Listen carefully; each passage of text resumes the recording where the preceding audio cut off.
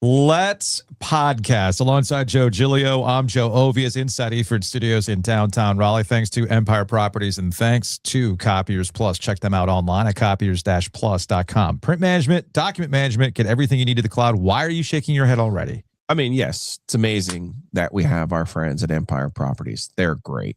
Copiers Plus, Copiers-Plus, amazing. Thank you. But let's just don't bury the lead, man. Thank you to Bill Polian. Thank you to the Pro Football Hall of Fame voters, except Darren Gant. We always thank him in real life. We're gonna talk to Darren next week while he's at the Super Bowl. Well, like, hey, anybody can podcast on a Monday, dude, sir. Anybody can podcast after a leaked Hall of Fame vote leaves the absolute no-brainerest of no-brainer first ballot Hall of Famers in North Carolina football coach Bill Belichick. Whatever you think of Bill Belichick, and he has been impugned on this show. Oh, several, if not multiple, if not dozens, if not hundreds of times. And that will not stop going in the next football season. But, no. But if anyone in the history of the game as a coach is a first ballot Hall of Famer, it is the man with the most Super Bowl appearances, the most Super Bowl wins, second most wins in NFL history, the most playoff wins in NFL history. Like, what on God's green earth is happening? Like, you like to call it, what is it, the Streisand effect or the central character, the main character? It's the Streisand effect. Like, what voters? Yeah. What? Why are you overthinking? Like, what is happening? What I'm mad about, honestly, is that we have this topic, which is perfect for a day like today, and people still arguing over NC State logo usage. Can we spread the wealth out on a Wednesday? Hey, guys, we're going to get here in May, and we're going to be like, hey, the Hurricanes power play. So the backup goalie. Like, hey, we really could have used this at a different time of the year. Can you pace yourself, please, with these topics that get the people going, please?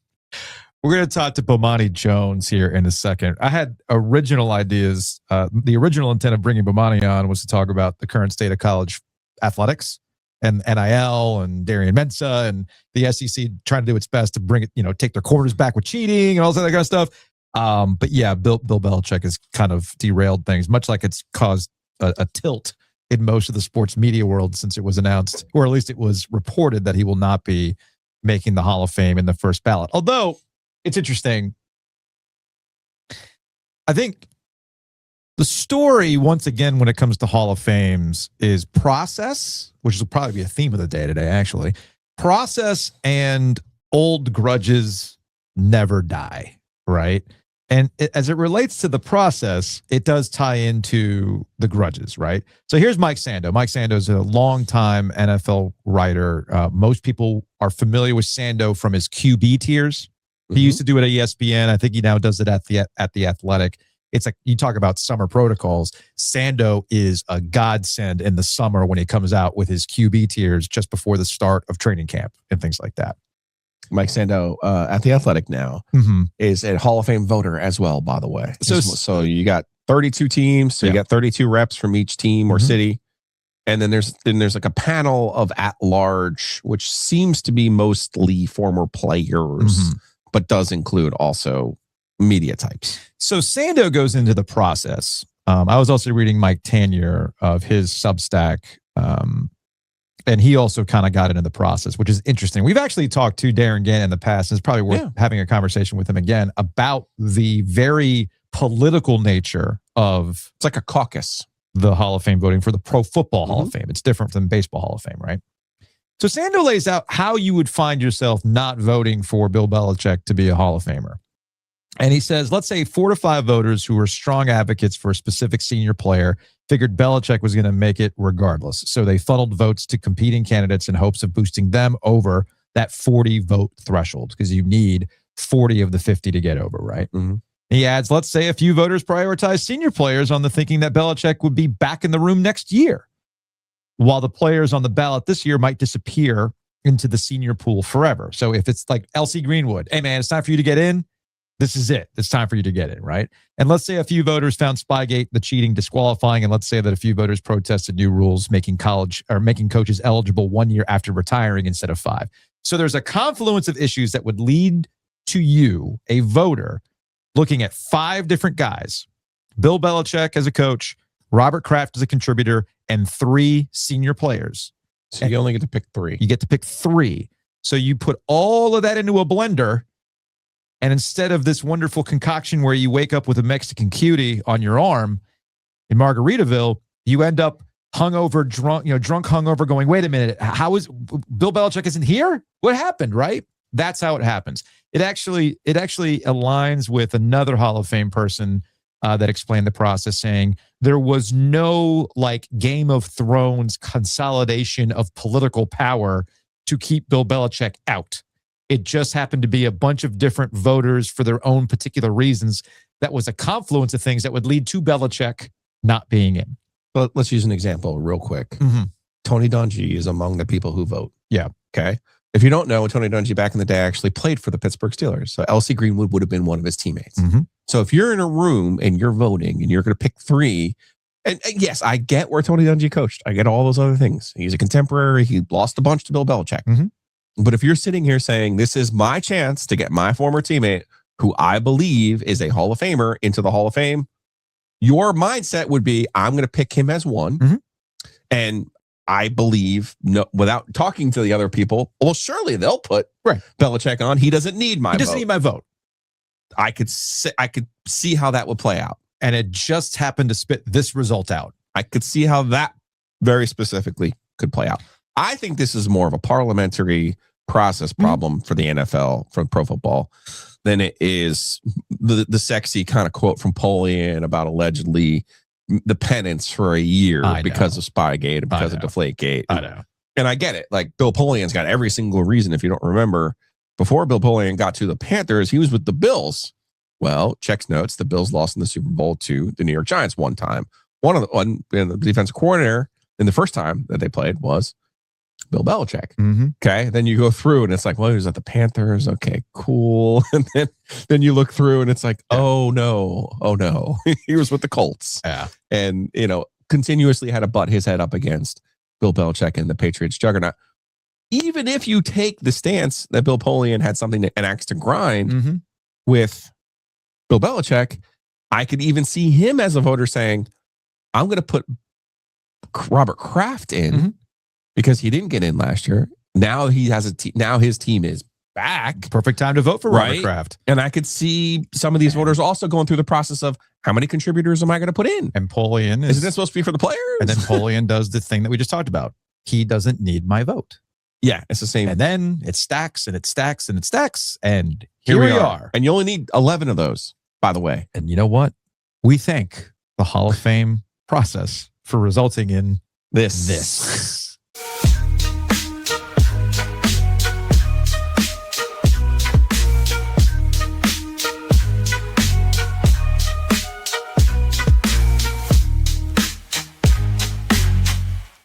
Joining us on the Heister Automotive Group hotline is Bomani Jones. Ride Time is the podcast, but I see that hoodie, my dude. We're kicking it old school to the radio days here at the Triangle. I like it. Good old days, baby. Oh, this is the good old days, man. I think it's a little bit post radio, just a little bit post. I was still in the glow of the whole situation. You know what I mean? Bo, what is time? I really don't know. Oh God! Every now and then something happens where I'm just like, "Are you kidding me?" Speaking of which, apparently time does not heal all wounds with Bill Belichick with some people, including we're still litigating Spygate 20 some odd years later. But thinking about this, man, speaking of old radio, this is when we'd have to tap into the Chappelle haters ball. Yes. Because that's what this is. And if you are an ardent Bill Belichick hater, and there are many out there for good reason, I get that. Hall of Fame discussion aside, let's go through his week, shall we? So what else we got? What else we got here? We got one interview in 3 cycles, right? Oh, yeah, I forgot about that part. Yeah. One interview in 3 cycles, and not even the Browns are going to call him, and they're desperate right now. No. So one interview in 3 cycles. The quarterback that, out of pettiness, you were skeptical of because the Patriots drafted him, and you're on McAfee's show saying, oh, he fancies himself a Josh Allen. We'll see about that. Who was in the Super Bowl before Josh Allen? That did happen. Right? And then he can't even do college football 101 with Drake May. You're at the school where the guy who's going to the Super Bowl is recruiting gold, and you have completely torched that relationship, and you don't even have your social media team has to be guilted into even talking about him. And then now this. Like, it's been a hell of a week, man. It has, but I do want to say this about the Spygate part, because he's going to get in the Hall of Fame. Yeah. Right? Yeah. He's doing us a solid in this business because this is normally a tough week for content, right?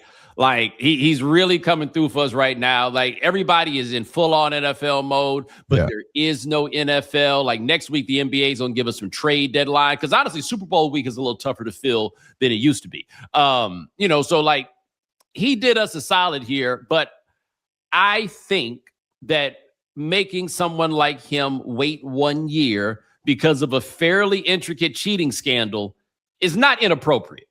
Like, I think that you can make an argument if that's the case. Mm-hmm. The issue is that it seems very clear that this case is being made by his biggest hater, who is Bill Polian. Right? Like, that's where this gets to be the thing. When Polian said, I know I voted for Bob Kraft, but I don't remember about Belichick. Who you fooling, big dog? Who you fooling? Right? Does Bill Polian believe, between the Spygate stuff and the mauling of the receivers in those playoff games that the Colts played against the Patriots, does Bill Polian believe that Bill Belichick kind of cost him the opportunity to be viewed in through a different lens, and therefore this is what he's done? Don't forget he was with the Bills when in 1990, 99 and 1. Yeah. I mean, this is a startling level of hating that is going on. But then the other part for Belichick, and you can say that this is media members simply being petty. And look, it's fair because his resume is incontrovertible. But if you watch that docuseries, the 10-part joint, there's a clear line of demarcation in the way that Bill Belichick dealt with media after Spygate. Yeah. It is very clear. That's when he became mushmouth on the Cincinnati stuff, was after 2006. That was when it happened. And hey, man, you don't get to treat people bad, but for so long before they decide to flash it back at you. People seem to have a much better understanding of this when T.O. got in the Hall of Fame after Morton Anderson did. Yeah. But this one with T.O., if I didn't believe top 5 all-time wide receiver. No argument against him being first ballot. Guys, understand. I'm not saying T.O. doesn't belong in the Hall of Fame. What I'm getting at is that you can get into the analytical wonk bullshit that people like to do about the passing game and all, who you do, yada, right? Like, all that stuff is there, and you can kind of say to people it's an intellectual thing. With Bill Belichick, it's just pure hateration because he's on that level. Because Bill Belichick is on that level of, you walk up to the podium, like JJ pointed out in his column on CBS, where like you walk up to the podium, you go, Walter Payton? Okay, he's in, right? Yeah. No, Montana. Yeah, guys, there's no argument here. And Bill Belichick's the same way. Hey, Bill Belichick. What about the guy that was cheating for 3 of the Super Bowls? Yes, that would be one Tom Brady. Yeah, I'm simply saying that I don't know if the penalty of you got to wait a year, that bad on its face. If the penalty is you got to wait a year, and we're gonna put Bob Kraft in, Bomani. Sounds like it's going to happen. Okay, now we're talking about something different. Now you're tapping into radio scars, and I'm sitting here talking about cheaters and yada yada yada. They just fucking put Carlos Beltran in the Hall of Fame. Okay, that's another Hall of Fame, and you raise a fair question. All I'm saying is this. David Ortiz, though, Mitchell Report, it's not your job as the Baseball Hall of Fame to adhere by Major League Baseball rules and whether or not it counts. I agree with all of those things. Okay. What I'm saying is they're going to make them wait a year in all likelihood. But like I said, I don't think that's that bad. What has amazed me is that Bill Belichick, divisive figure for decades, has become a unifying force in this moment. I mean, they've already had to twist the knife with Tom Brady winning a Super Bowl without him. And then now he's a sympathetic figure? Yeah, in a weird sort of way, he actually is coming out somewhat. This actually manages to make him look somewhat sympathetic because, again, all the things I just laid out. Now I'm adding Tom Brady goes on and wins a Super Bowl without him. And then Robert Kraft, you bring up that documentary, right? That was a Robert Kraft hit piece on Bill Belichick to tell you what this dynasty was about. And it was about me, and CBS was in on it in the conference championship game with the graphics about 11 Super Bowls, and it's all Robert Kraft. And how is he not on the Hall of Fame when Jerry Jones is? Counterpoint. Big counterpoint about the documentary. Yeah. Belichick in part did it to himself because he went in there with the plan to not say anything. Yeah. And he did not say anything. So it would be different to me if there were a bunch of film of him talking about these other things and they just ignored it to offer the Kraft narrative. Belichick decided not to offer a narrative. Mm-hmm. Like, he made a strategic error in that moment, perhaps simply not realizing what the documentary was going to be, but he took on the persona of the new Bill Belichick, and that came to bite him. Now, I think that was less I don't know if Belichick hit piece is the best way to put it, because I watched it and I did feel it was not flattering to Belichick, but I thought that was largely self-imposed. Okay. I did think, though, there was absolutely a Bob Kraft Hall of Fame resume. It was that. Yeah, it's almost like you guys are saying, I want to be judged by the merits of what I did and what I earned, and not my personality, and not how I actually treated people for 40 years in the business. I mean, good luck. This is the same Hall of Fame when OJ died. It was like, hey, but guys, context. Get out of here. This feels more of like a parliamentary error than it does an actual. The process does suck. I get the shiny object with Bill pulling in, and even when I read, they didn't even point out the Bills portion of this. But it's like, I don't know. This just feels like some of the old guys, Dan Fouts, and looking at some of those other names. It's like, I could see them being like, LC Greenwood and Roger Craig or whatever. And I don't know. Could you put both Belichick and Kraft on your ballot, or can you? You can. One. You can put both. Like, I think it got weird, but 3 out of 5. But you know, you've been over on this side of the aisle for a while, so you know what this is, and Ovius knows what this is.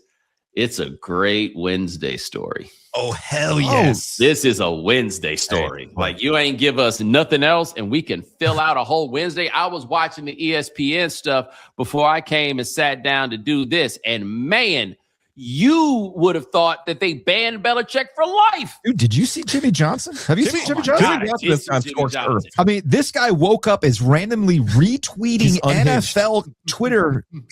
These are tweets from January 18th that he's just random from the Houston New England game. I would bet that if the Hall of Fame votes were public, very few of these assholes that did not vote for Belichick would come forward. Already some are lying about their vote. And again, the context here is he is retweeting an NFL random highlight. I don't want to show it because Google will flag me. Oh, gotcha. I don't want to show it. So yeah, it's like the Houston kicker gives it a 5-point lead on him. Jimmy Johnson. I think he also is probably heated in the sense that he believes that he should have got in the Hall of Fame a long time sooner, which I don't agree with. There's an element there too of this, like the coaches having to only wait a year. Like that's where I'm getting into this. Yeah. This feels more like a parliamentary error. Yeah, but I don't know. But Bo's right. This is again why I bring up the radio scars. Is it the summer? And you got nothing going on? Pete Rose. Let's go. Yeah. It's funny, but when you mentioned the part about Spygate, I think Belichick, like Barry Bonds or Roger Clemens, their resume, either in the case of Clemens and Bonds, before they use steroids, they should be Hall of Famers based on that resume. And I think if you look at Belichick's resume after Spygate, it's still 3 Super Bowls and 5 appearances or whatever it is. Yeah, and the rings with the Giants, like as a significant. I mean, like for example, Tony Dungy. Here we go. Please don't trigger me. It's all coming full circle. Now Joe's triggered. Please don't trigger me. I mean, Tony Dungy's in the Hall of Fame because of the Tampa 2 as much as anything else. Sure. Yeah, right? Yeah. Belichick's contributions as the right-hand man to Parcells and Lawrence Taylor, that's part of why we're having this discussion. So I think you make a fair point. Hall of Fame resume anyway. That's always been my argument about Bonds, is that now the difference is with Belichick and Bonds is we're really making – to solidify the Hall of Fame argument, if you acknowledge the spy stuff comes after, right? And so if Barry Bonds had he used steroids for about 4 years, and then after that he got back to balling. Mm-hmm. How does that go exactly? Now, the baseball one, I mean, Mike Piazza's in the Hall of Fame. Right. Ortiz is in the Hall. Yeah, they're ridiculous. I just understand why you might have to wait a year. I don't think it's the worst thing in the world that he has to wait a year. But I do think that the internet loves, more than anything else, the ability to call an unnamed bunch of people stupid. Yeah. And that's what we all get to do. We all get to be smarter than those people. Let me try to state this clearly to the smartest person I know about Belichick and the Giants.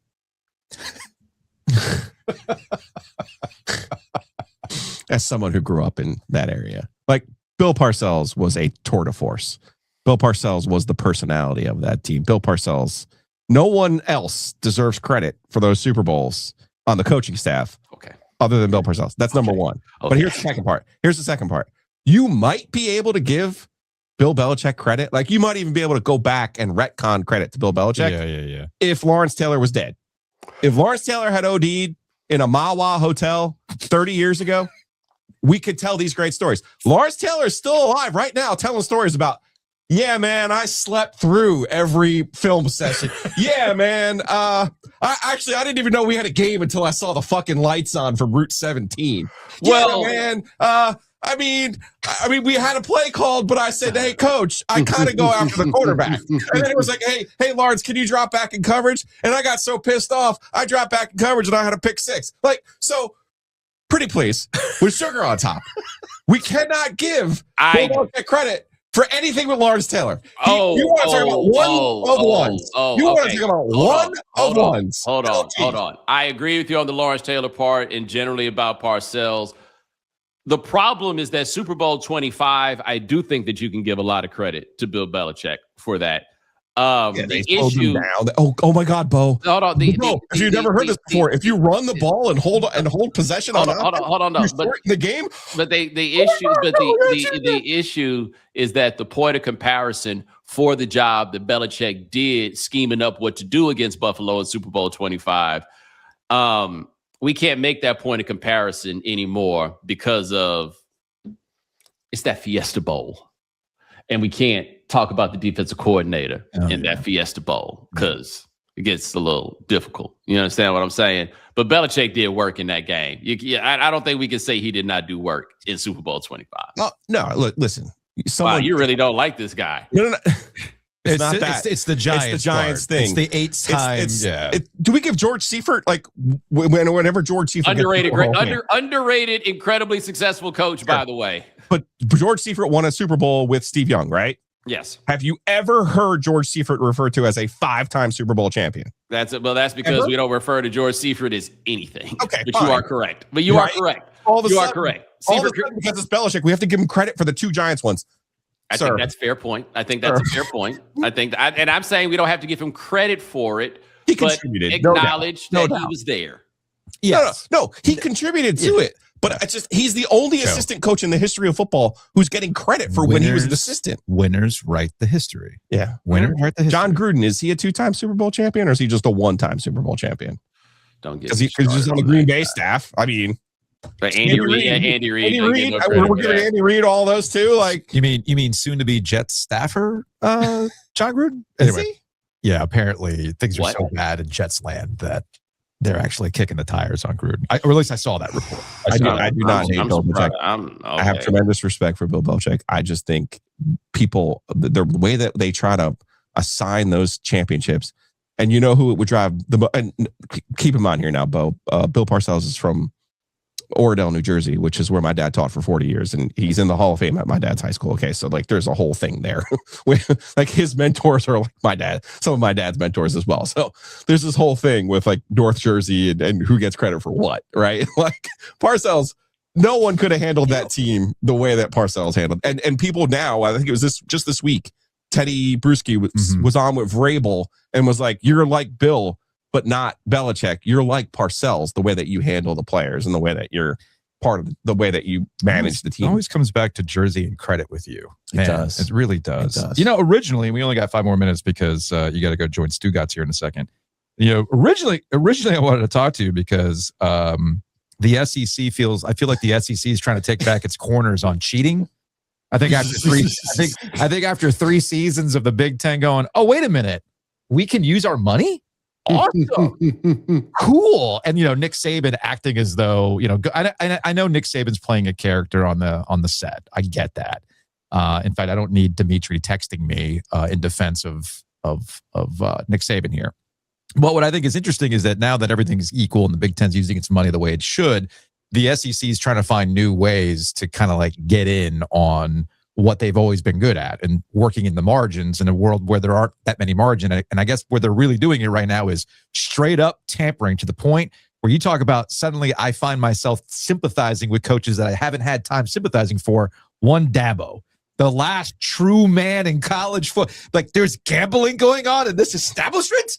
And Dabo's really, really mad at Ole Miss because of this straight up, I'm calling this dude and telling him, let's go. And the SEC is not going to take this lightly now that they haven't won national championships the last 3 years. I told you, I'll come around on Dabo. Because he is nothing if not sincere. Yes. And I appreciate the fact that what he's doing ain't working, but what he thinks is right. Mm-hmm. Right? He thinks that what he's doing is right. By the way, all of us who complain about how things are changing and everything else, we can't also then hammer Dabo, right, for not getting with the times or whatever it is. He's like, no, I'm going to get a bunch of dudes and we're going to do this together. Now, it helps when you have a generational quarterback, and he hasn't had one of those in quite a while. Mm-hmm. But no, the SEC, what has changed in this is that it is now impossible to achieve the levels of depth that you used to be able to have at Alabama, or like back in the day in Miami, where that 0-1 Miami team is so loaded that they only played 5 true freshmen. And they were Antrell Roll, Kellen Winslow, Sean Taylor, Frank Gore, and Vince Wilfork. Right. Gee, we're only talking about, 5 of the all-timers there, but yeah. Because you were so loaded that we didn't have any room for any other kids to get on the field. And this is coming off of like super probation and everything else. Yeah. It was Alabama like playing junior Marcel Darius, I want to say, as a backup. Mm-hmm. That's what you can't do anymore. You can't just send waves and waves and waves of 4- and 5-star players at people. That's going to wind up being the adjustment. And where I think it's going to manifest itself more than anything, because look, once Indiana can win, this isn't even just about the SEC having their corners. I mean, Michigan clearly has lost track. Oh, okay, they got a lot going on. But I mean, Ohio State lost a neutral site game to Indiana. Oregon got their doors blown off by Indiana. It got so emotional. James Franklin got fired on emotion. Emotion got fired. That is, I mean, it is. I don't know what to make or what to see of all of this, but I'm gonna tell you now. Whatever advantage it is that's possible, don't you worry, they're going to figure it out. And I also want to point out to people that just because you can pay people through NIL or whatever it is, that don't mean you still can't give somebody's mama a job. Like, there's still other ways that you could beat this. Yeah. Somewhere Darian Mentz's sister scholarship. Somewhere Nevin Shapiro's like, I knew it would be my time again. Yes. I knew it would be my time again. Oh my God. I don't blame any of these coaches for trying to get out of this though. No. Like, I see a lot of people who make the argument like, oh man, y'all don't like it because the players got the power. No, I love the fact that the players have some power, but I recognize that this is wholly unsustainable. Yeah. As it is set up. That's why the Darian Mensa thing was interesting in that, because I'm with you. Like, yeah, man, I'm glad the players have power, but now we're dealing with like actual money and contracts and arrangements. And Duke's saying, whoa, guys, if you want to play big boy stuff, well, guess what? Yeah. Wait a minute. We have your signature on this one-sided contract, son. Right. So we are going, and as Kelly likes to say, Kelly always goes $1 million man Ted DiBiase on me when we talk about contracts. She's like, understand, contracts are great. Everybody has a price. Yeah. So you got to run. I appreciate the time. Next time we'll have a little bit longer time so we don't get so. You're right. The Bill Belichick thing really is a perfect Wednesday. So good for Wednesday, man. I miss those days, man, because you can't just turn on the phone lines like we used to. This right here, I ain't got to do no work. Just show up, put your feet up, give them the phone number. Do like the first 6 minutes yourself. All right, man. Let the people do the work. All right, man. We'll talk to you later. All right, fellas. Housekeeping. Always love catching up with Bomani. You should catch up. Oh, no. I got one postscript for that, because I am very sensitive with people like Bomani and others. Like, man, you really hate Bill Belichick. No. It's just the jersey coming out. No, but here it is, though. And I think I have the perfect analogy here for people to understand this. Okay. And even Bomani said this about Kurt Signetti and Indiana winning the championship. Yeah. right now, if I told you, like in 10 years, if I told you Bryant Haynes won the national championship in 2025, first of all, you go, who's Bryant Haynes? Second of all, you go, oh yeah, that's Indiana's defense coordinator. Kurt Cignetti's personality, he is the tour de force of Indiana football. That's what Bill Parcells was with the New York Giants. There was no confusing who was running the show. Like nobody, Bryant Haynes, I'm sure is an amazing tactician. I'm sure when they get together and they celebrate, hey man, Brian, you did a great job in shutting down, Carson Beck. You did a great job. Like you limited Malachi Tony, right? That's where I'm getting from. Like we can't just wave our hands and have Adam Schefter tweet the 8-time Super Bowl winning head coach. That's what the number one personality in NFL media tweeted. It's factually incorrect. Okay. So that's where I get caught up in. It's, you know what this is like? To give you a tangent that you love so much? Yeah. Back in the day, when you and I were youths in our 20s, it went from Michael Jordan is one of the greatest players of all time to Michael Jordan is the greatest player of all time to he's the GOAT, no debate. And it's like, why are we so definitive with certain things? It just drives me crazy. It really does. So this is my new go-to for you, Bryant Haynes. Yeah, he deserves credit for it. Let's give it to him. I never want to hear you ever give me shit about my baseball Hall of Fame stuff ever again. I only give you shit because it's the one thing you hang on to. This is going to be the one that you hang on to. Oh, yeah, point. Absolutely. This is my point. And I always do when I read it in the notes and when they tweet it out. This is the hill you are dying. We all have hills that we're dying. By the way, the 6 wins are more than anybody else. I understand. So much like Russell Wilson, much like Russell Wilson loves to try to, have his Marvel origin story. It's like, you don't have to embellish it. Your resume is enough to stand on its own. Your resume as a head coach is enough on its own. You don't have to try to backdoor your way into 2 more Super Bowls. Can we do housekeeping now? Is it out of your system? Well, I'm sure until the next time it comes up, but just like the next steroid user who gets into the Baseball Hall of Fame, I'll save it for that. Cheater, because Carlos Beltran wasn't a steroid user. No, I know. I'm also bringing up David Ortiz here, but yes, the one that recently triggered me was the Carlos Beltran thing. And if we were still on Sports Talk Radio, I would have done truth bombs for that one. I would have thrown my voice out for that. I get. We all have our things. I'm just noticing that really, this is the hill you're going to die on. Yeah, and you are classic. I wish you had your glasses on, because anytime somebody does 8 Super Bowl wins for Bill Belichick, it's like you want to go. Well, actually, I'm sorry. No, well, actually, it's 6. That's what you sound like. To your point, there is a New Jersey portion. Oh, man. Credit. Who gets credit? That's the other thing. Obviously. Okay. Can we do housekeeping here? Yes. If you have mess inside your mansion or trash in your cabana, get it clean with Enobana. I shouldn't say this, but fuck it. I'm going to say it. It's like Mikey P should do a new shirt specifically for you. It's 6, not 8. That's what this should be, with like the state of New Jersey on it or something. I don't know. It's tuna. Right? Yeah, it's a tuna. Yeah, there we go. It's a tuna coming out of the water or something. I don't know. Just a big tuna. The LT Lightning earring. Because honestly, it's people, if I have to give Bo of all people, come now. And my point stands about LT. Like if he was gone, I know. Nobody would care. But he's out here giving the game away. So yeah, Mikey, tuna. It's 6, not 8. There's your shirt. Go to the actually. Well, excuse me. Well, actually, sir, it's 6. That's what you sound like.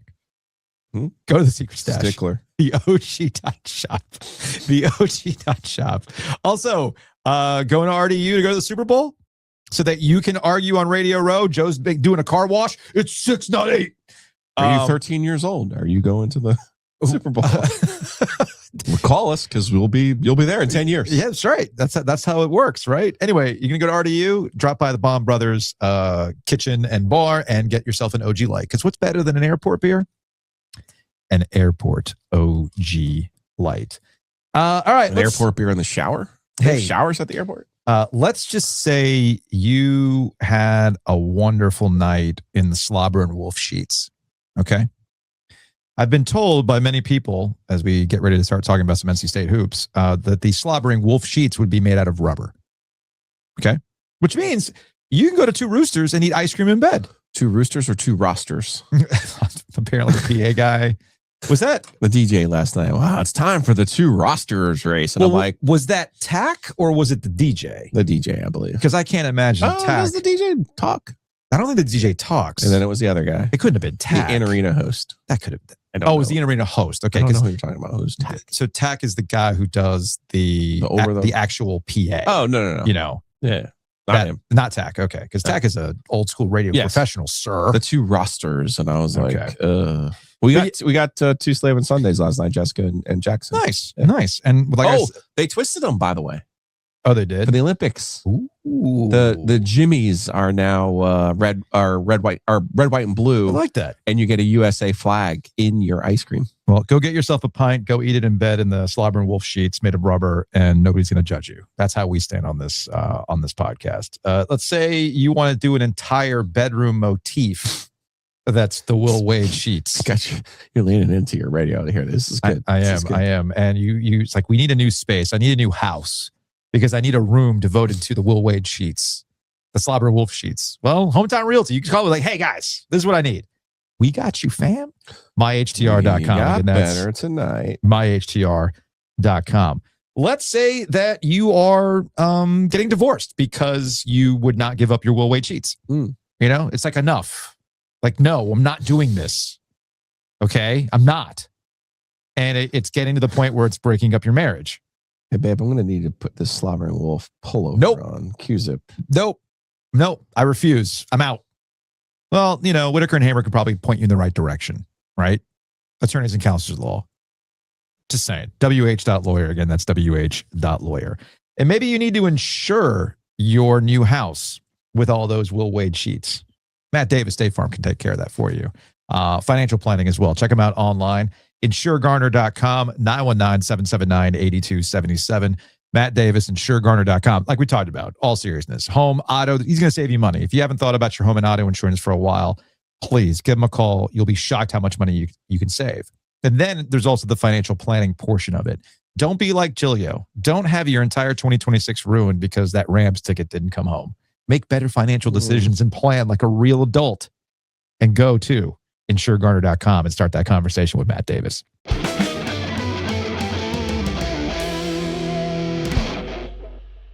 Real quick, because we're not going to spend too much time on it, but Steve Forbes, my dude, we're all rooting for you, man. You're good for the league. We need characters like you, outspoken guys, make things interesting. But you got to win basketball games. OT lost to Pitt last night. Not a good look for the Demon Deacons. But NC State did look good. Syracuse hung around with the Wolfpack last night. I would say about halfway through the second half, things really started to come together for the Wolfpack. Darian Williams was getting going. You had Van Allen Lubin putting up some numbers. Quadir Copeland got his on his old team or one of his old teams, right? And I would say that for the most part, it looked like the way Will Wade wants to win basketball games. A lot of assists to converted field goal ratio. That's the kind of thing he wants to see. Defense still can be a little bit of an adventure, but offensively, I thought they looked pretty good last night with the key players contributing. Just about everybody contributed last night, all things considered, with the exception of Matt Abel, who's had his games where he's been on. Yesterday, he wasn't, but wasn't really material.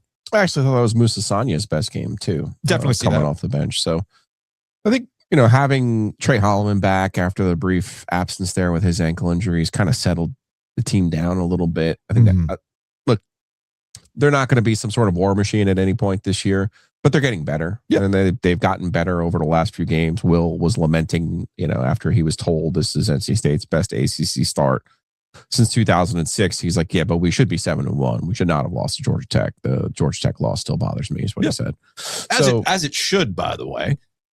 Yes and no. I mean, yes and no. Like, you look last night, Virginia goes to Notre Dame, ends up escaping in double overtime, to your point about Wake Forest going to Pitt. Like, you know, a lot of these teams are pretty similar. That's why it's important for State to play the way they did in the second half and put away a Syracuse team that has talent, by the way. Yeah.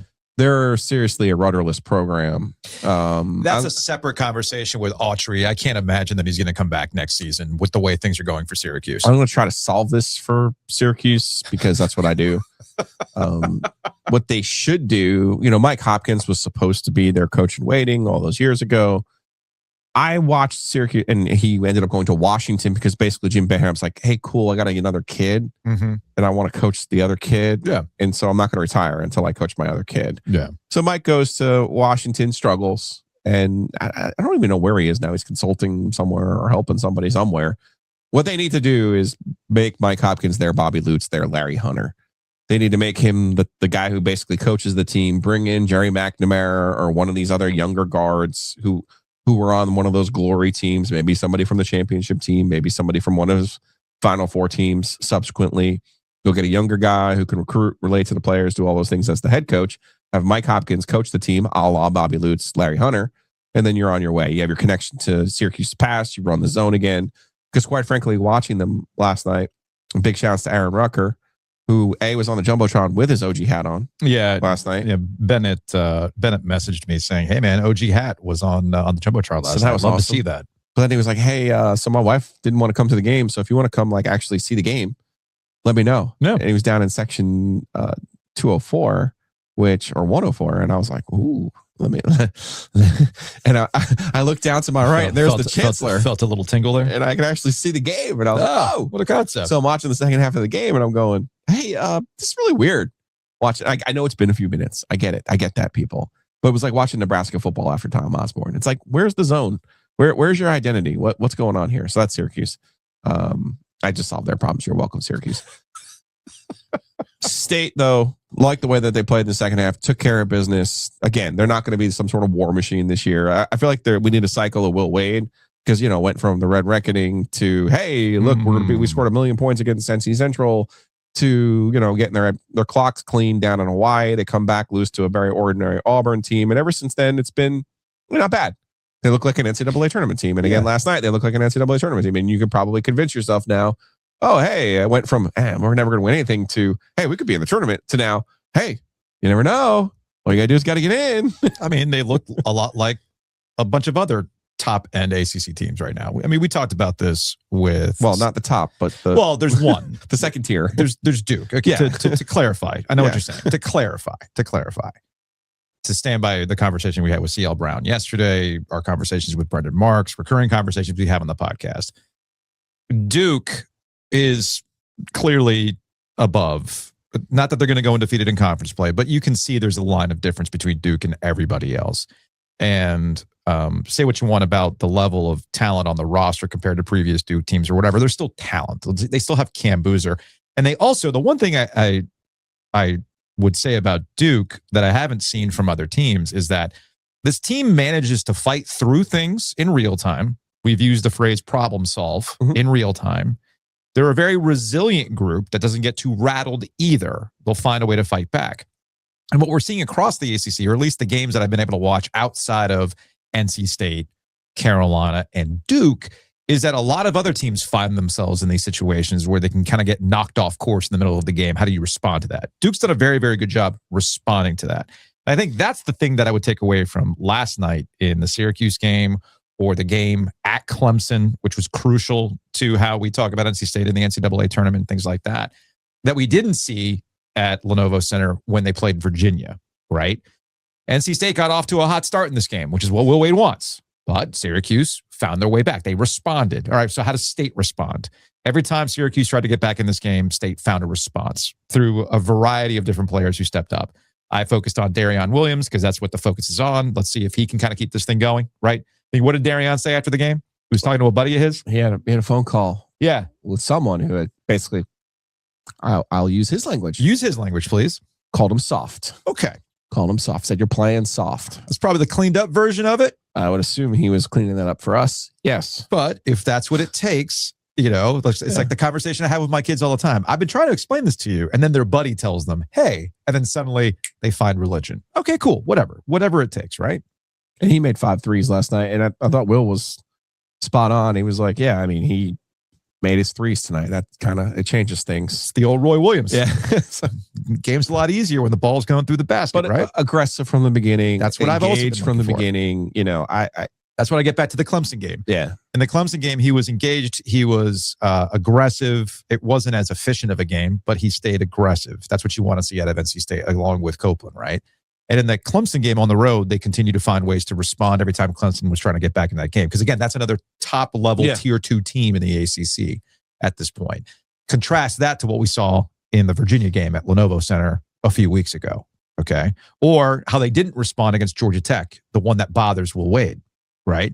So this is, well, what NC State is doing is what you really want out of college basketball teams, regardless of who you pull for, right? Are you getting better as the season progresses? I think we can all agree that NC State appears to be getting better as the season progresses. They have much more defined roles. I mean, heck, what was the rotation last night? It was pretty tight last night, right? Yeah, it's just 8 guys. So those are all things you want to see out of any basketball team as March rolls along. And the same thing that we talked about with North Carolina. Hey, you've had some ups and downs. That West Coast trip sucked. All right, how are you coming out of that? Better defined roles? To your point about Derek Dixon, hey, man, it's your show. Let's go. Are you going to get better that way? The answer to that has been yes. So that's kind of where NC State is right now. That was the conversation about the game. But if we're finding out something about Will Wade's rookie season at NC State, there's the game and then there's the other stuff. And I honestly was going to table this conversation until the mailbag. But then yesterday, when I'm putting together some social media stuff, sending stuff off to Dane for Reels and TikToks and all that kind of stuff, I saw where Corey Smith over at Pack Pride, I guess, got a bunch of other people too, got the FOIA'd version of an email exchange between somebody from the branding office. Yeah, young Noah is the one who fished that one out. Okay, so Noah fished that one out. I think it was floating around even earlier than that, based on how the Twitter burnerverse works, which put a pin in that one. So here's the email that went between the branding office and Will Wade and their office, right? And really, I'm not going to read the whole thing. What it ultimately comes down to about these retro jerseys and the slobbering wolf and why aren't you wearing the state across the chest? Why does it have to say NC State? All these things that have been bubbling under the surface of any basketball discussion or really anything related to NC State athletics for decades now came to a head because Will Wade on his basketball radio show just jokingly brought up the fact that he got a letter reprimanding him for not going through the process of which jerseys are you going to wear. Okay. So this email comes out and this just unleashed a very interesting response from a lot of NC State fans on social media, specifically on social media. How did last night go? Was he not going to address it, but he just addressed it right out of the gate? No, the first thing he said was basically he was apologizing and that people need to calm down because the woman who's working in branding is getting basically was getting harassed on social media. Oh yeah, I saw they found out who the person is that the email was. They put her LinkedIn profile. Oh my goodness, she went to ECU, so therefore like fire her, which is the dumbest thing ever. Like how old are we here? Like people can still do a job. Like for him, it's a job, right? So regardless, and it basically what Will Wade said in the opening statement was what I've been trying to say this entire time. There's process and people are doing their jobs, and branding is not as simple as people want to make it out to be. Okay, which we'll get to. So you followed up though.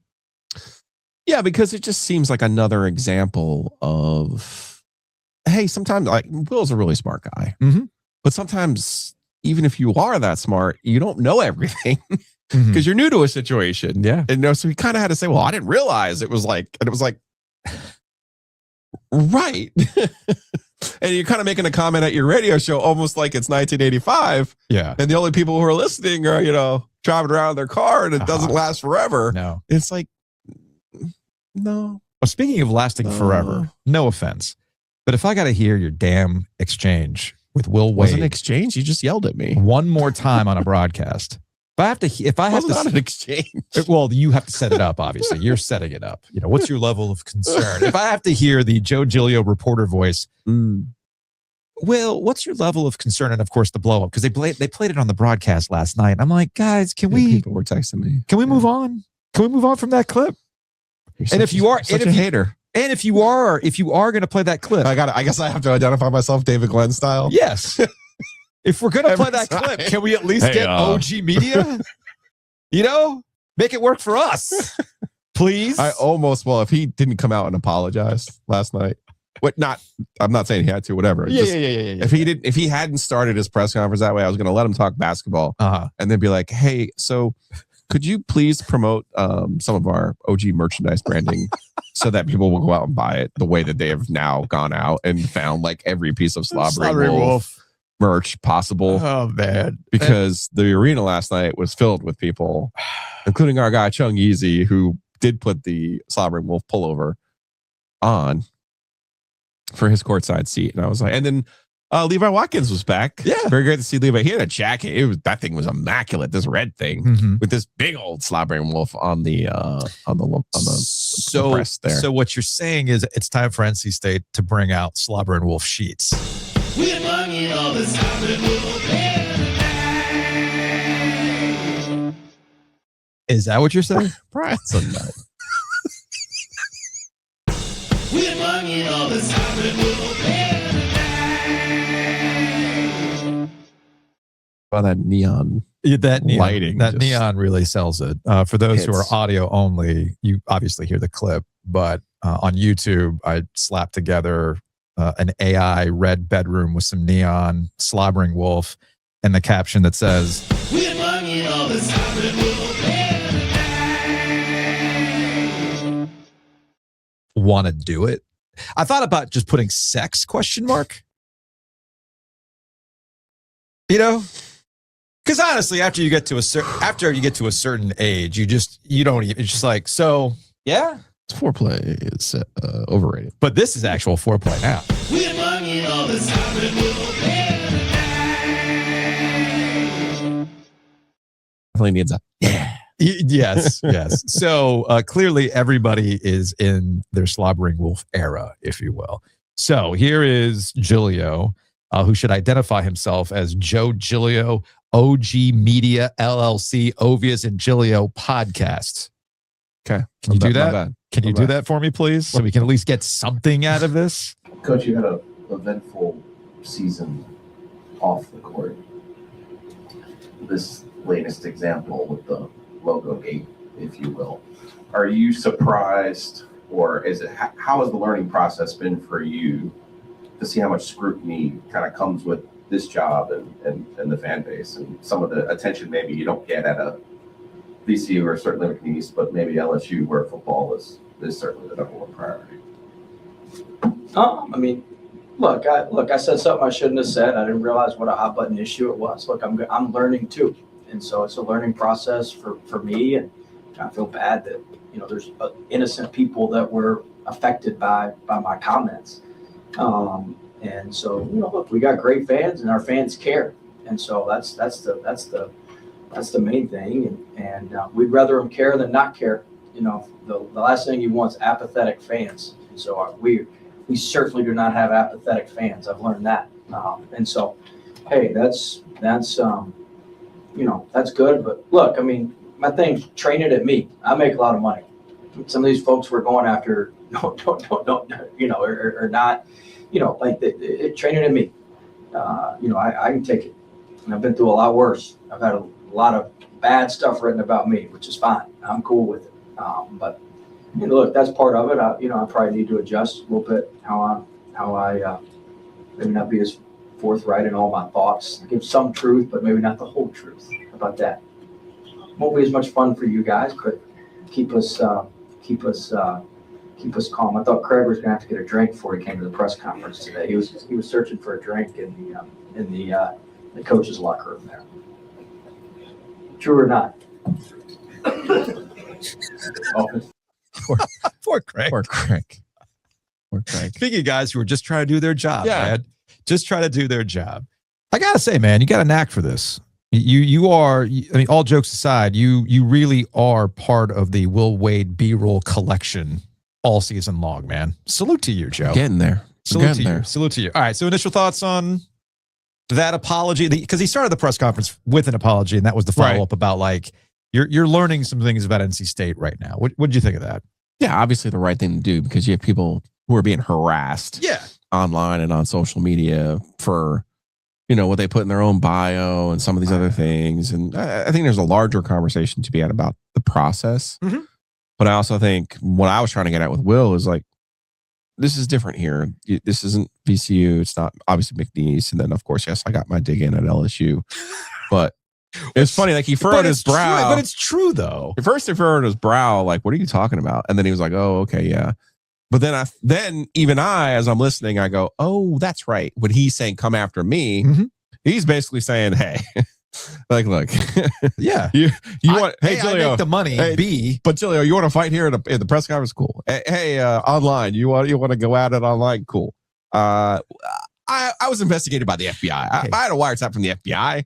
So I've been through some real shit here at People. So I appreciate that perspective for him, but I think he is learning, and you can't, in his position, there's no such thing as like a throwaway line. There's no such thing as like, hey, well, why don't we? It's like, Will's very, very smart, but sometimes being very smart is knowing what you don't know. Yeah. And it's hard to know everything when you just get somewhere. And I think that's all part of the process for him this year.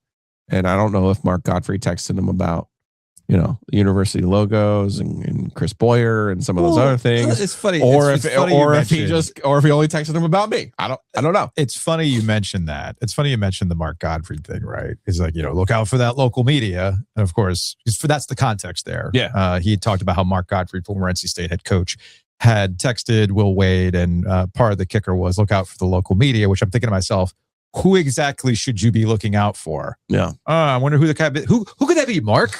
Who could that be, right? Why, it's Joe Giglio. But you got to remember that all of these things that have happened are through the course of Will Wade's own words, right? Whether it's kind of coming back on the Red Reckoning thing, or about the Reckoning thing. Was that on the back of those giveaways? Those screen printed pennies that they gave away last night with number 1 and Wolfpack, and they look like Archie Miller era jerseys. Like they weren't cutoffs, but they weren't, proper jerseys.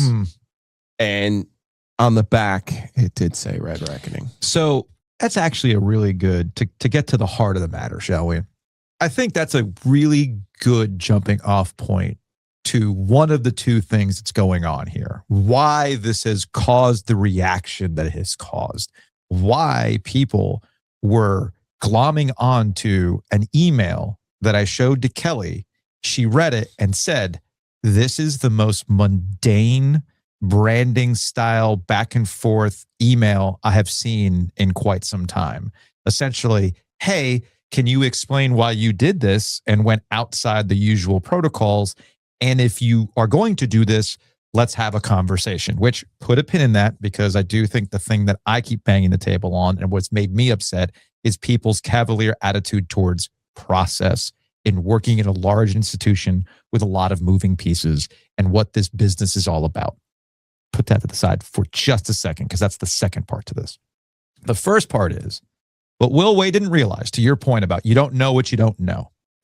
How is Will Wade supposed to know that from 1983 through today, NC State has had an identity crisis as to what it wants to be for basketball? How's he supposed to know that, right? And how is he supposed to know that NC State has tried all sorts of rebranding efforts that have pissed people off, or they've kind of gone, it's the old Ron Swanson, half-assed measures to bring stuff back? And of course, as I've mentioned a couple of times, what has become a reputation for NC State to be a pain in the ass with its marks, that they, some would argue, overprotect, which, again, I'm not going to necessarily disagree with that. But I do think there's a couple things going on here in relation to this first part. There is the very understandable decades-long frustration with how NC State has branded itself and what is the right branding. And where I will agree is that, unfortunately, we've gone so far deep into Beland. We've gone so far deep into consultants telling you, no, we have to do this matte, clean version of things. You know what? I think you should italicize the font.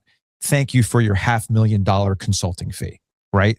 We've come, like you joked yesterday, we've come a long way from the colorful, fun graphics and the freewheeling days of no collegiate licensing, right? Yeah.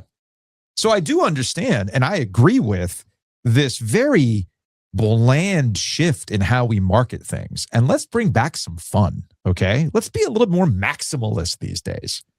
Let's do that. And it just brought to mind all the other instances in which they've tried to rebrand NC State, from, as I've joked, the Drowning Rats. How could I forget? This was put into my timeline. How did I forget the weird, it was for football during the Russell Wilson days, as you mentioned. Russell. Well, first of all, who could not love the Drowning Rats? Oh, the Drowning Rats are fantastic. But now I got you now. Don't worry. I just about to tell you, I've completely forgot about these 3 wolves, because when you search 3 wolves in NC State, the wonky statue thing comes up too. Yeah, the statue one came up. And remember, UConn got in trouble because they essentially just copy pasted that one. Yes. UConn tried to do that with the Huskies, and essentially it was just this version of a logo that Russell Wilson used to wear, that era NC State, on the bottom of the collar. Yeah. Right? So I get that, man. NC State has had some real stinkers, man. Real stinkers. But they're not alone, okay? Yeah. In fact, there it is. That's the one. Yeah. That's the one. That's another one that people aren't very happy about. So what's interesting about that, though, and I feel like this is a good mailbag episode too, and actually I think we should do this on Friday. We get to call out the worst logo revision in school histories for NC State, Carolina, and Duke, and the one revision you'd like to bring back. Okay? Now, that NC State one is not one that you'd want to bring back, I don't think. There are some people who actually would want to bring back the Drowning Rats.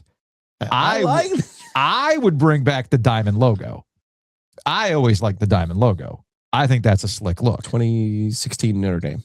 Yeah, when they brought that back for the anniversary of Carter Finley Stadium opening up. Okay. So anyway, I do think it would be a fun exercise of, here's a logo that should never see the light of day ever again.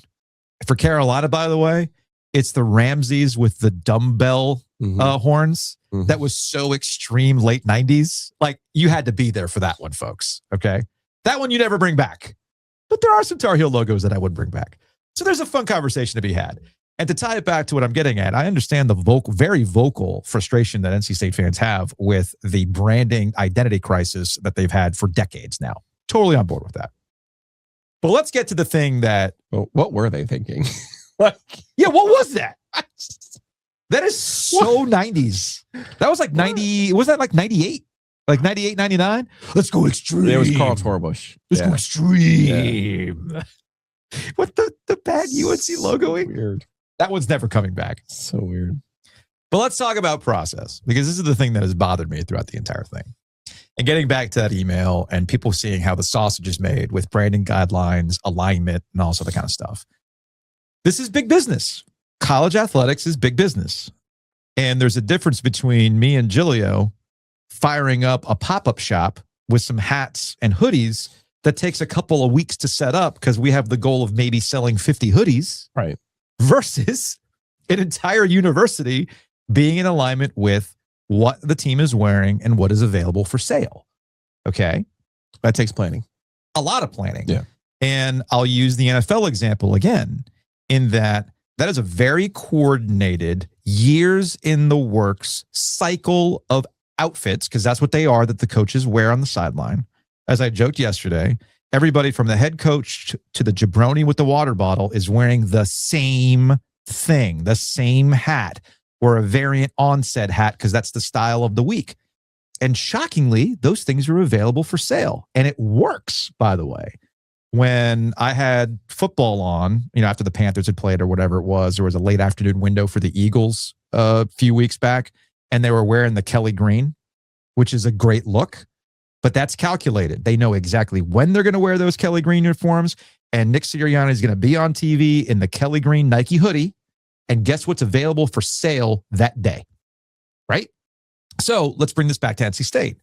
You want to wear the state ones? Well, what's the reason? I got what people were like glomming onto. What's the story?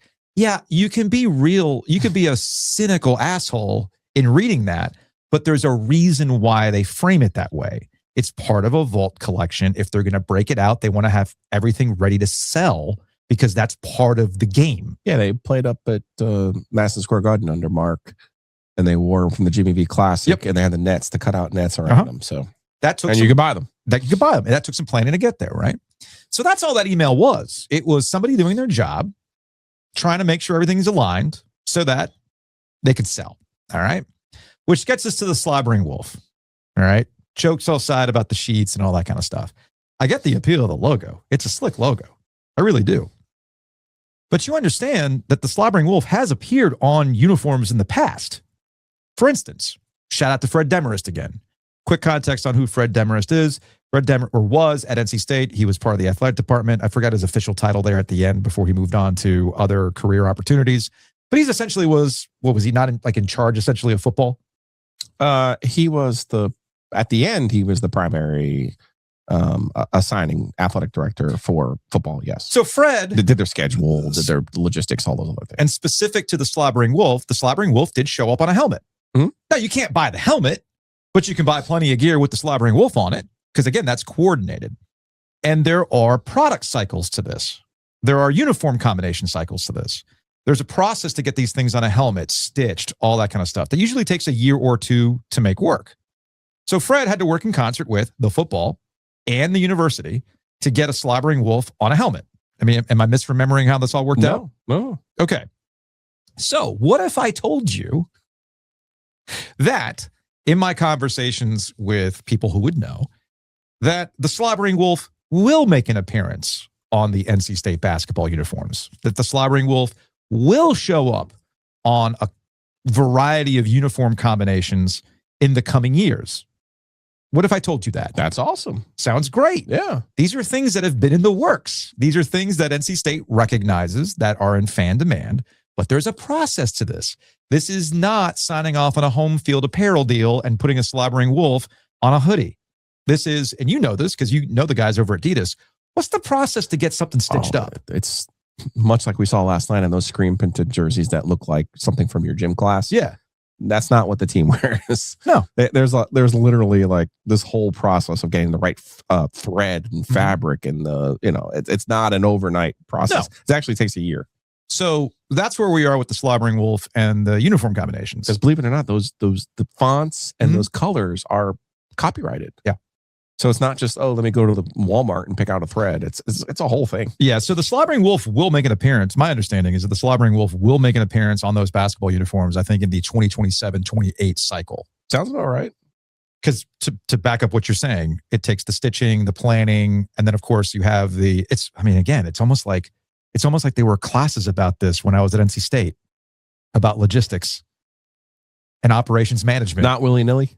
Yeah, it's not like a willy-nilly thing, It's not two dudes in a podcast studio hitting up our friends at Base 6 saying, "Hey, can you put the Dead Conference logo on a Comfort Colors tee for me?" Thanks. Like it doesn't work that way, okay? And it's just, and I'm just sitting here trying to think to myself, how did we get to this point with this particular topic?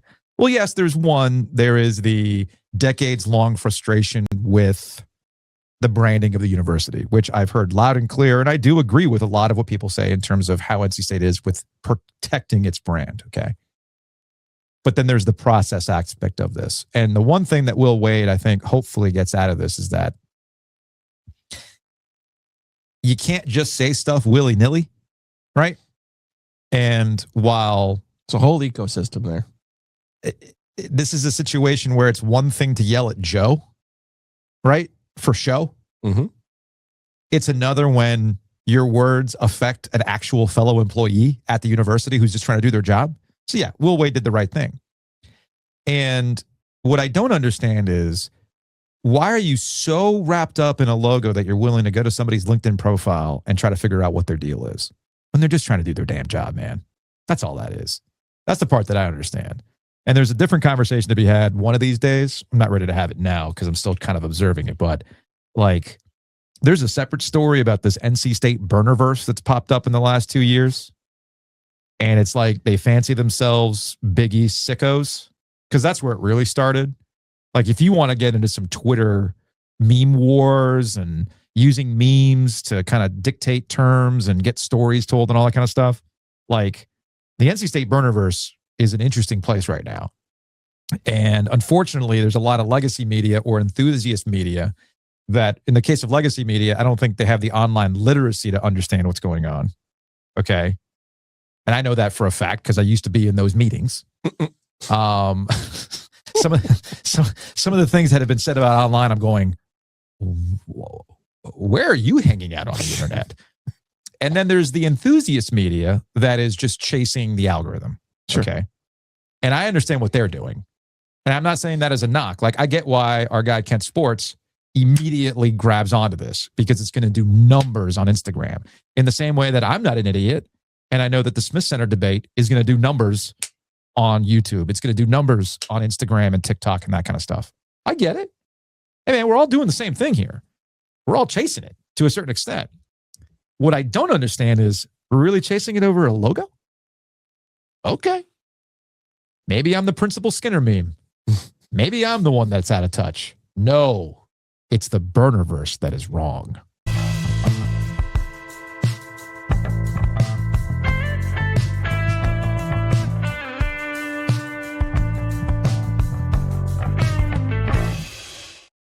Big thanks to our corporate champions at Miller Lending. Check them out online at millerlending.com. 919-447-3377. Millerlending.com is the website. Tell them we sent you. And that's important. That's very, very important for how this all works. So look, right now, rates have been coming down. You might have found yourself in a situation where you had to refinance at the height of some of these rates. You were in the 7s, high 6s, or whatever it is. And the rates have come down. So does it make sense for you to refinance? Chances are, yeah, it might make sense for you to refinance. And even better with Miller Lending, you refinance, you don't pay closing costs. And if the rates come down in the next 6 months, you can refinance again. And everybody's financial situation is different. And refinancing might not be right for you. And that's the other thing about Miller Lending. They'll tell you right now is not the right time to do it. But you won't know unless you call. So call them today at 919-447-3377, millerlending.com. And as Joe said, it's very, very important that you tell them we sent you. So much so that we're willing to give you Roback for it. Roback.com is a deal. Seems like a deal. And look, maybe you don't need to refinance. That's fine. Completely understandable. But you're still looking for some slick polos. You're wondering if Roback will ever come out with bed sheets made out of the Hesse hoodie material. I would love that. So head on over to roback.com. Use that promo code OG20. Also, I would remind you that the last call is about to be last call for real. They got a variety of clearance items throughout the month of January. No code needed, 30% off if you find the size you're looking for. I struck out on a couple of things. Snooze, you lose, folks. So head on over before all that stuff is gone. Go to roback.com. And if you're just buying stuff, use that promo code OG20 if you haven't yet. Big thanks to our guy, Chris Brassfield, Brassfield Accounting. You can check him out online at brassfieldaccounting.com. You know that he's a fractional CFO. Might be like me and Julia. You've got a small business. You do not have the ability to hire a full-time CFO. And you think you can do it yourself. Chances are you're going to stress yourself out. So you get a fractional CFO, and Brassfield will do that for you. And it's tax season now, meaning that where it used to be he'd just prepare stuff for you to then send to your tax specialist. Guess what? They have a tax specialist now too. So one-stop shop. They can do it for you. BrassfieldAccounting.com. Again, that's BrassfieldAccounting.com. And of course, our friends at the Butcher's Market. Check them out online at thebutchersmarkets.com. Grab and go, really easy. You're headed to a hockey game on Thursday night. You want to grab a sandwich on your way to go? Do it. They can do that for you at the Lake Boone location. Maybe you're worried about more snow. You got to load up. Go to the Butcher's Market. They're going to get what you need. So head them up, thebutchersmarkets.com. Again, that's thebutchersmarkets.com.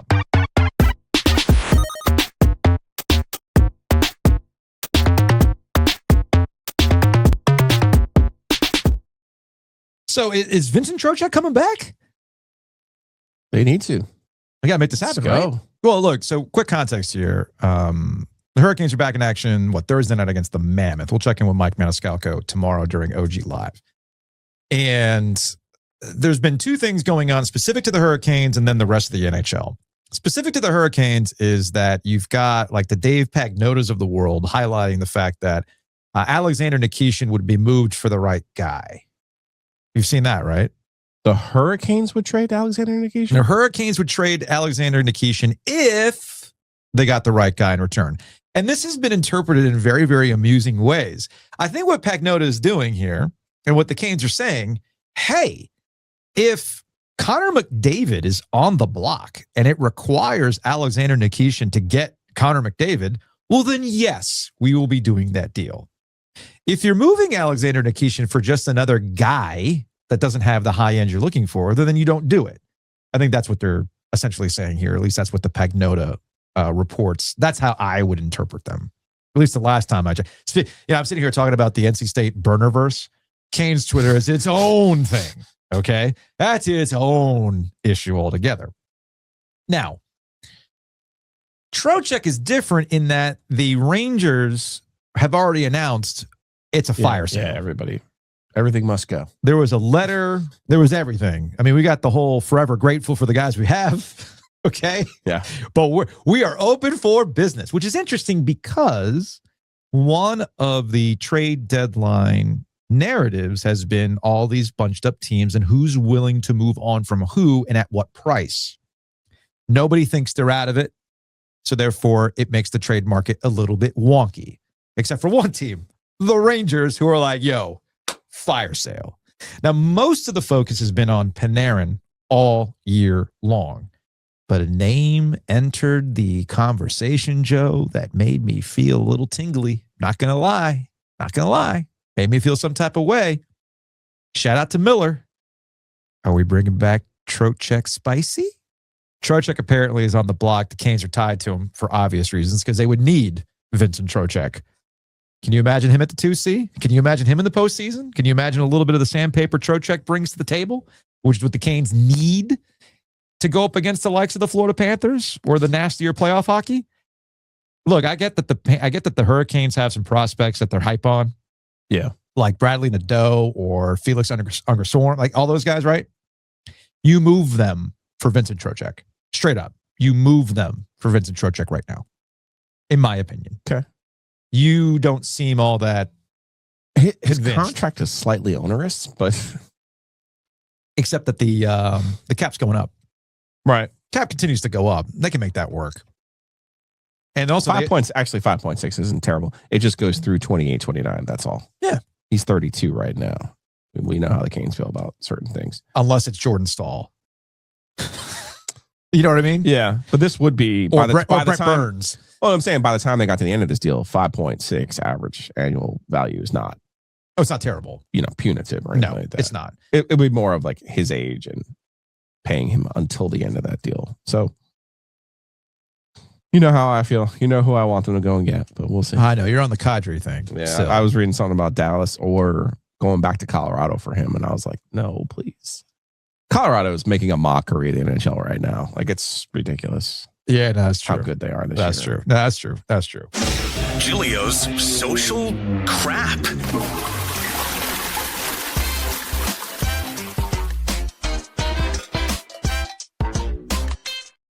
Yeah, I feel like speaking of hockey and the general theme of the show today, there's been a level of horniness to it. Okay. Especially with the Will Wade sheets and the Slobbering Wolf sheets. I saw this put into my timeline thanks to Heated Rivalry. Mm-hmm. And the hat reads, gay sex is doing more to grow the game of hockey than the NHL ever has. Okay. Think I should rock that the next Canes game? When I show up to the boy aquarium? Maybe. Maybe not. You sent this to me. This is from Liz Pardue. You have a certain... It's the voice. Interest. It's the voice. It's the voice. And apparently, next to Climax, North Carolina, there's Hornytown. Also, only about a half an hour from Hornytown to Climax, North Carolina, depending on traffic and your technique. She was very proud of herself on that one. She should be, actually. That was very good. I enjoyed that. Well done, Liz. Well done. And speaking of horniness, why did we all suddenly care about skeleton racing? Joe, you brought up, like, who's going to do skeleton? What is this about? Well, that's why, Joe. That's why. Let me turn the sound off here because.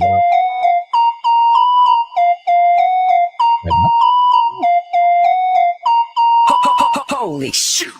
Slow down, grab the wall, wiggle like you're trying to make your ass fall off. Hella thick, I want to smash them all now. Speed up, gas pedal. Maybe I did need the sound, actually.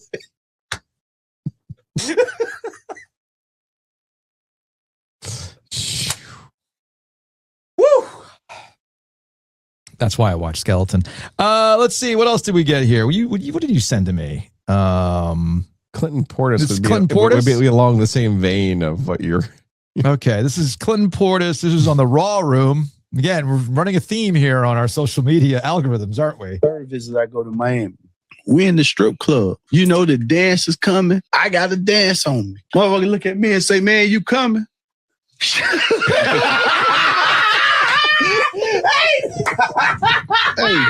I said, well, hell yeah. Yeah, my head dropped back. My eyes rolled. That was the last thing I remember. Right? Oh, my God. The next day, I get up to go down to breakfast, get on the elevator. I'm hungover. Bing! Door open, one of the coaches walk on. Oh, man, congratulations. We heard you committed last night. I say, huh? What? I'm looking, what? Elevator go down another floor. Next coach get on. Oh, man, congratulations. We're so excited to have you here. I said, man, what is he? I'm looking at my mama. She looking at me like, what did I miss? Like, what they talking about? But because all the coaches were so excited and congratulating me, I'm thinking, shit, I might as well come here. They asked me if I was coming. I told the truth. Yeah, I am. But it wasn't about coming to Miami. It was that lap dance that I was telling you I was coming from. That's how I committed.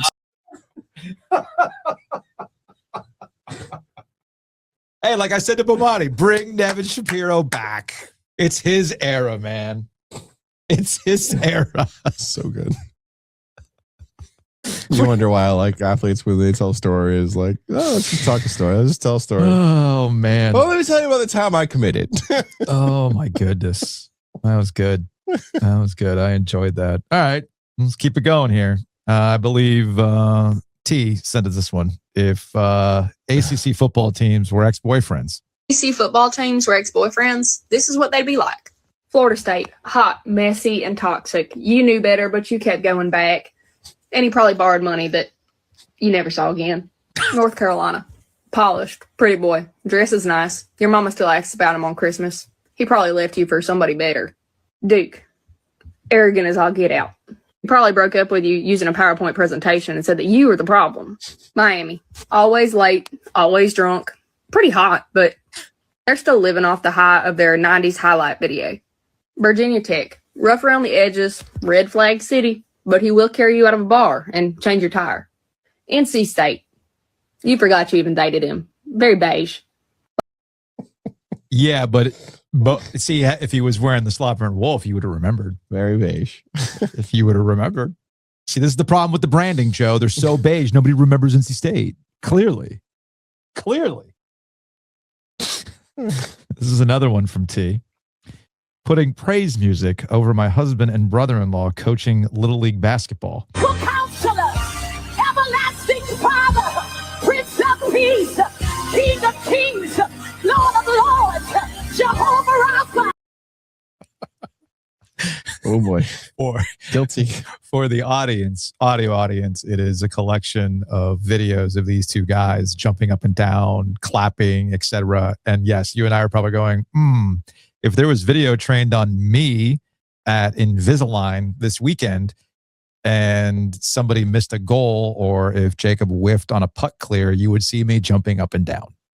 You would see me up and down. Not good. No, it is kind of embarrassing. I will admit it is kind of embarrassing on that front. Let's see, what else do we have here? Oh, I guess because we have yet another snowstorm apparently in the works. Meteorologists arriving to work today like it's Game 7. They're ready to go, man. This is their time. This is their Super Bowl. Oh, by the way, I keep seeing this is all shaping up to be like 2000. I get it. Famous last words. But I feel like every time we have a winter weather event on the horizon, it always comes back to, the models are shaping up like we saw in 2000. You know what made 2000 2000?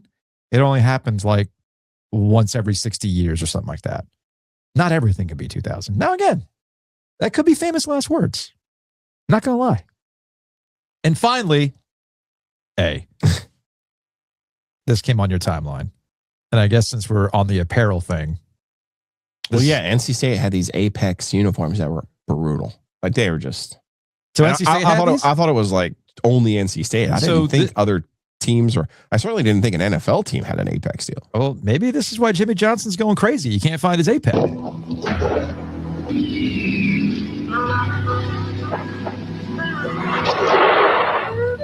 Where are you headed? Super Bowl. Get in. Hey, it's a nice jacket. Thanks. Nice shoes. Apex, official footwear and apparel. Hey, what's in that?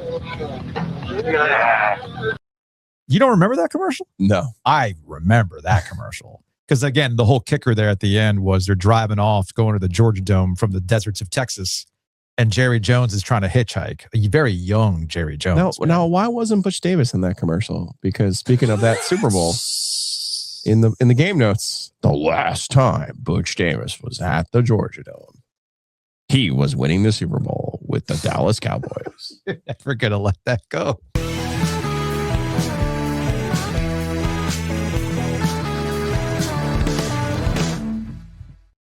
All right, big thanks to our friends at Mosquito Authority and Pest Authority. Check them out online at bugsbite.com. You can bundle and save with Mosquito Authority and Pest Authority. Yes, Mosquito Authority, pretty self-explanatory. But here's the thing about Pest Authority. Yes, it goes into your quarterly treatments. There's no contracts. You pay as you go. All great stuff. But they go above and beyond that. You need a moisture barrier? They can do that for you. All sorts of ways they can go about this. So hit them up, bugsbite.com. Again, that's bugsbite.com. And, of course, our friends at Bloomin' Blinds. We got some after darks coming your way once we get into the true thick of February ACC basketball. Duke, Carolina, Carolina State, Duke, etc. Of course, the ACC tournament. Bloomin' Blinds taking care of you. Hit them up, bloominblinds.com, 919-980-9815. Again, that's 919-980-9815. Everything from automated blinds to blind repairs. They'll even buy your old blinds back and put that towards the purchase of new blinds. And if you mention us, you'll get 10% off 10 or more window treatments. So check them out. 919, call them directly. Call Chris directly at 919-980-9815.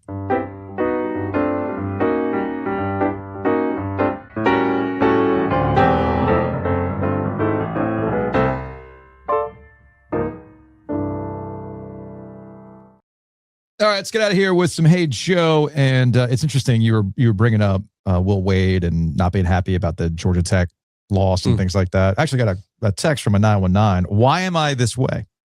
I want to be ecstatic about being 6-2 in the ACC, and we've won 5 of the last 6, but I can't help but be mad that we aren't 7-1. It's dumb. Maybe I need some real pack therapy, but Pack looks like they're finally gelling. That is good to see. Hey, look, if that's how you take it at the end, that's the way that you should likely take it there. Speaking of ACC hoops, this is why I love Ramar. Ramar's the best. I'm talking about Duke and how they're going this season and how we have this kind of clear line. Ramar pointing out, we'll have to see if 2024 ACC Coach of the Year Hubert Davis or 2026 ACC Coach of the Year Ryan Odom can do any better against Duke than 2025 ACC Coach of the Year Pat Kelsey. Well done. That is no notes. Chef's kiss on that one. Fantastically done, Ramar, illustrating the very curious nature of ACC voting and how John Shire has yet to win ACC Coach of the Year, but they've handed it to other guys. I mean, for all valid reasons, don't get me wrong, but the kicker to that joke was 2026 ACC Coach of the Year, Ryan Odom. They come back last night. You see the vision. 919-444-2211. Call the OG Sports phone and curse or don't. All right, let's go to a 336. The ACC schedule release is awesome. It sounds like NC State may have finally a chance at a 10-win season. Oh, wait, but it's a bad omen. Wake Forest and NC State play on my wedding date. Go ahead and put your mortgage on Wake Forest. This is not it. Nope. This is bad. This is bad. This is very bad. Wake Forest by 100, 10-10. Bad. There you go. There's your new futures, Joe. There's your new futures. Let's go to a 919. Don't know if anyone saw that the ACC championship is going to move to a 12 noon kickoff I guess good news for NC State fans. This might actually be the year that we make it, when it's not a cool 8 p.m. kickoff for us to tailgate all day. But no, it will be a 12 noon kickoff in Charlotte. Go Pack. I mean, okay, sure. I take it back. Schedule release day is really it's a real thing, man. Your entire season is decided based on that schedule release, right? Right, Joe? Yes. Let's go to a 619. Hey, watching the NC State game, this is not about that. This is about something that's pretty important to me. The whole Carolina Reaper thing has moved on. The New England Patriots, Drake May is the new Carolina Reaper. Comes from the same town. I think it's the city. Charlotte is just producing Reapers. I'm looking through it. 11 of the 18 games they played this, or 11 of the 17 games they played this year were against teams that fired their coach. And in the playoffs, the Chargers and the Broncos both fired their offensive coordinator, and the Texans basically lost their franchise quarterback. So whatever Bryce Young was doing, this is blowing it out of the water. It's unbelievable. I'm with it. I see it. I see it. I saw that tweet yesterday. The day before, and it's like fired. It was. I sent it to my son because he's a Jets fan. It's literally Patriots schedule. Week 1, fire coach. Week 2, fire coach. Week 3, fire coach. Week 4, NFC South. Week 5, fire coach. Week 6, NFC South. Week 7, fire coach. Week 8, fire coach. Week 9, fire coach. Week 10, NFC South. Week 11, Jets. Week 12, Bengals. Week 13, fire coach. Week 15, fire coach. Week 16, fire coach. Week 17, Jets. Week 18, fired coach. Crazy. All right. You know what? Congratulations to Drake May. You are the Reaper, Carolina Reaper. All right, one more. 910. Hello, it's Zach again. I called earlier today to tell you that I might be broken by this whole bill thing. The bill to the Bills. And when I saw that notification came up, I was mad at you guys for even putting that thought in my brain. However, I think it's worse than originally anticipated. Apparently, I am fiending for any Bill Belichick out of UNC news so bad that when the notification about him not getting in the Hall of Fame on the first ballot came up, I had a similar reaction of, oh, is it? And it's another letdown. So maybe it's a me problem. Maybe I shouldn't have blamed you earlier. Sorry.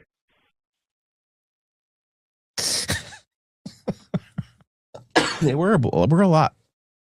We can be blamed for a lot of things. This is not one of them. No, certainly not one of them. Anyway, that's going to wrap it up for today's show. Thanks for everybody for watching. 5 stars only, positive vibes only. Leave a review, hit the like button on the thumbs up button on YouTube. All that helps with the algorithm, and we will see you for an OG live tomorrow, 2:00 on YouTube.